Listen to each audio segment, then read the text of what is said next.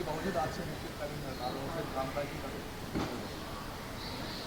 देखिए, उनसे बातचीत हुई थी और बातचीत करके ये 6% बढ़ाया गया और उसके बाद आधे जो संगठन हैं उसका स्वागत किए हैं।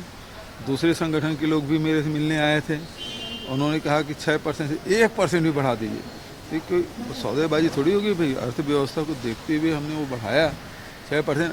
ओल्ड पेंशन स्कीम भी हमने लागू किया है।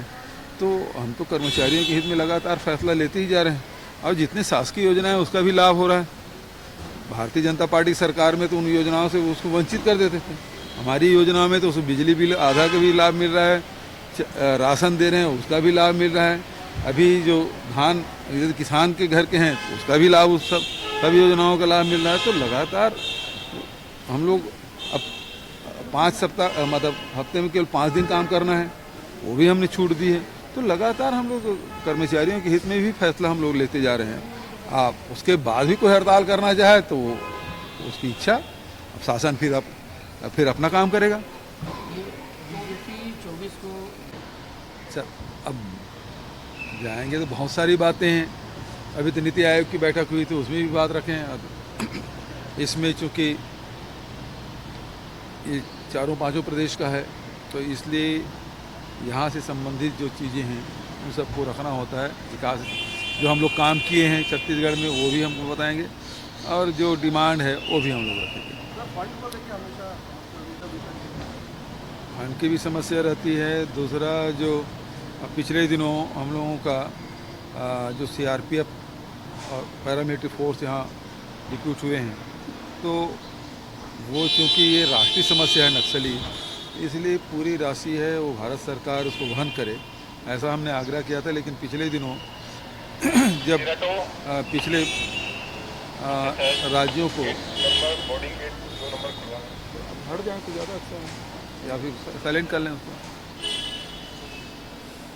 तो पिछले सभी राज्यों को केंद्रीय करों के जो 17-18 पहले का था उसके पैसे दिए गए, लेकिन हमारे 1100-1200 करोड़ रुपये उसमें समायोजित कर लिए।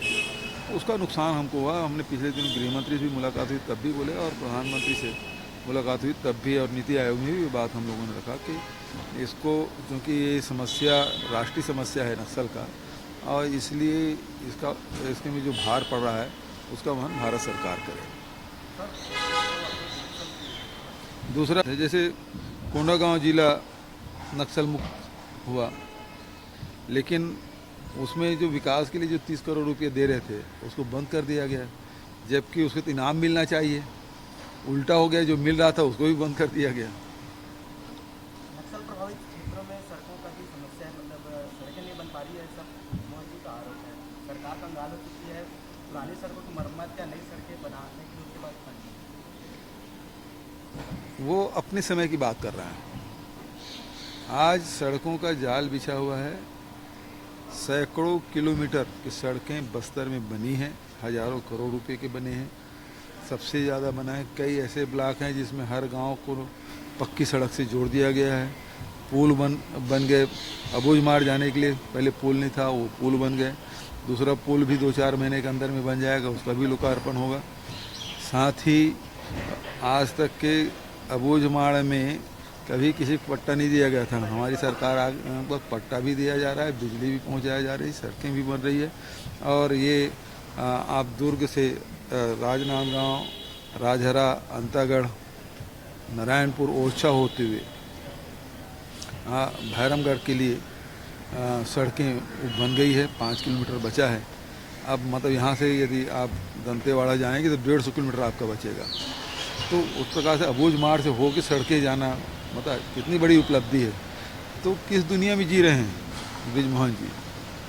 वो केवल रायपुर में बैठ के पुराने आंकड़ों के हिसाब से बात कर रहे हैं, जबकि आज सड़कें बहुत बनी हैं। चाहे वो किसी भी ज़िले की बात, 7 जिलों की बात करें, 7 जिलों में सड़कें बहुत अच्छी बनी। सरकार पहला तो लोगों कह रहे हैं कि रेवड़ी और बेवड़ी सरकार है। रेवड़ी किसे कहते हैं? क्या किसानों का भी जो हम लोग राजीव गांधी किसान न्याय योजना का पैसा दिए उसे रेवड़ी करते हैं? या 4000 प्रति मानक बोरा के दर से तेंदुपत्ता आदिवासियों के लिए खरीद रहे हैं उसको रेवड़ी कह रहे हैं? 35 किलो चावल हर परिवार को दे रहे हैं, उसे रेवड़ी कर रहे हैं। बिजली बिल आधा सभी गृहस्थ सभी घरों में दे रहे हैं, उसको रेवड़ी कहते हैं। किसको रेवड़ी कर रहे हैं? गरीबों को 7,000 रुपया दे रहे हैं, उसको रेवड़ी कर रहे हैं। या हमारे आदिवासी जो बैगा है, पुजारी है, पहाड़िया है, मोहरिया है, इसको जो 7,000 रुपये सालाना दे रहे हैं, उसको रेवड़ी कर रहे हैं। रेवड़ी किसको कहते हैं पहले तो ये बताएं। यदि इसे रेवड़ी मानते हैं तो ये इससे स्पष्ट हो जाता है वो किसान विरोधी है, आदिवासी विरोधी है, गरीब विरोधी है।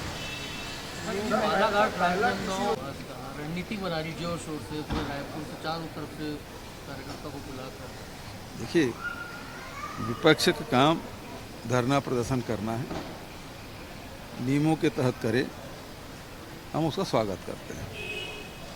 लेकिन दूसरी बात, हंटर वाली हंटर चला के देख ली, कुछ फर्क नहीं पड़ा। अब जाम वाले आए हैं, वो जाम दे के सबको मदमस्त कर दिए हैं, सबकी हालत पस्त हो गई है। नेता प्रतिपक्ष बदल गए, प्रदेश अध्यक्ष बदल गए, अब सब कुछ बदल डालेंगे। अब उसके दबाव के चलते ये लोग कुछ कर रहे हैं। पहली बात तो ये है कि भारतीय जनता पार्टी कौन कौन कर रहे हैं इसमें? रमन सिंह जी, ब्रिजमोहन जी, राजेश मुणत जी, अमर अग्रवाल जी, अजय चंद्राकर जी, सब लोग आ रहे हैं। पिछले 3 कार्यकाल के अपने घोषणा पत्र निकाल के देख ले कितना वो लोग कूटा किए, वो देख ले। और दूसरी बात ये है कि हमने आम जनता से जो वादा किया है हम पूरा कर रहे हैं। अधिकांश हम पूरा कर दिए हैं, बचे हैं उसको भी पूरा करेंगे। हम पीछे हटने वालों में नहीं है, लेकिन वो अपना खुद तो देख ले। जब एक उंगली सामने करे 3 उंगली खुद के तरफ है, तो अपने जो घोषणा है उसको कितना पूरा किए हैं वो देख ले। और हम तो जनता से जो वादा किए हम पूरा कर रहे हैं और आगे भी करेंगे। जो बचा है उसे भी काम करेंगे। हम कहाँ उस इनकार कर रहे हैं?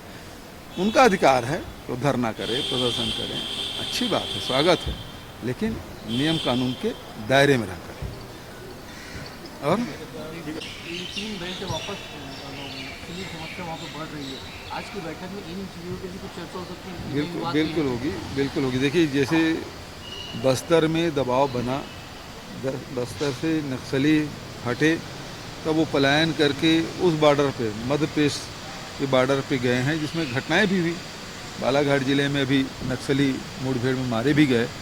तो इससे ये है कि ये जो एरिया खाली हुआ तो नक्सली फिर पलायन करके वहाँ सराहनीय स्थली बनाए हैं।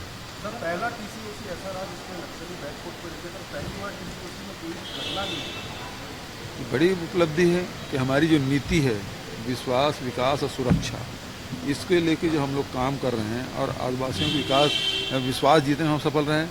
विकास के कार्य हम तेज़ी से बढ़ाएं, चाहे वो फॉरेस्ट राइट एक्ट के तहत उनको पट्टा देने की बात हो, चाहे लघु उपज खरीदी की बात हो, 4,000 प्रतिमाना बोरा की दर से तेंदू पत्ता, या किसानों के ऋण माफ़ी और 25 रुपये क्विंटल में हमने धान खरीदी किया, अब तो 9,000 रुपये प्रति एकड़ के दे रहे हैं। कोदो कूट की रागी भी खरीदी की व्यवस्था की। तो जितने आदिवासी उत्पादन कर रहे हैं उन सब चीज़ों के समर्थन मूल्य घोषित करके खरीदी की व्यवस्था, उससे उन लोगों के पास पैसा पहुंचा और फिर मोटरसाइकिल भी खरीद रहे हैं, कार भी खरीद रहे हैं, ट्रैक्टर भी खरीद रहे हैं। तो उसकी संख्या में वृद्धि हुई और इसके कारण से हुआ क्या कि लोग मुख्य धारा से जुड़े, वहाँ सड़कें भी बनी, मोबाइल के टावर भी पहुँचे, रोजगार के संसाधन भी हुए। तो इसके कारण से नक्सलियों में भर्ती भी कम हो रही है। 3 साल पहले यही हुआ था कि भर्ती में कमी आई, उन्होंने खुद स्वीकार किया था। और अब स्थिति ये है कि उनके गांव के जो संगम सदस्य है, जन मिलिशिया है, वो लिंक उसके टूटते जा रहे हैं और लोग मुख्य धारा से जुड़ते जा रहे हैं। अब लोग खुद सड़क की मांग करते हैं और हम सड़क बना भी रहे हैं। आप और देखिए, पहले जितने भी कैंप लगते थे वो बफर जोन में ही होता था। अब कोर सेक्टर में गया है, अंदर में जाके हम लोग दर्जनों कैंप लगाए हैं। और उसके कारण से आप देखेंगे कि सुकमा से जगरगुंडा होते बीजापुर वाली जो सड़क है वो भी अब बनने की कगार पे है। 15-16 किलोमीटर बचा है, वो भी जुड़ जाएगा। तो वो जो नेशनल पार्क से उनका जो संपर्क है वो बाधित होगा। तो और वो सिमट जाएंगे नक्सली। तो इस प्रकार से नक्सलियों को घेरने में हम लोग काफ़ी सफल हैं। एक तो आर्थिक मोर्चे पे, फिर उनके रोज़गार के साथ साथ शिक्षा और स्वास्थ्य में भी हम लोगों ने जोर दिया है, तो उससे काफ़ी फ़र्क पड़ा है। For more news updates, do subscribe, like, share and comment. Clipper 28.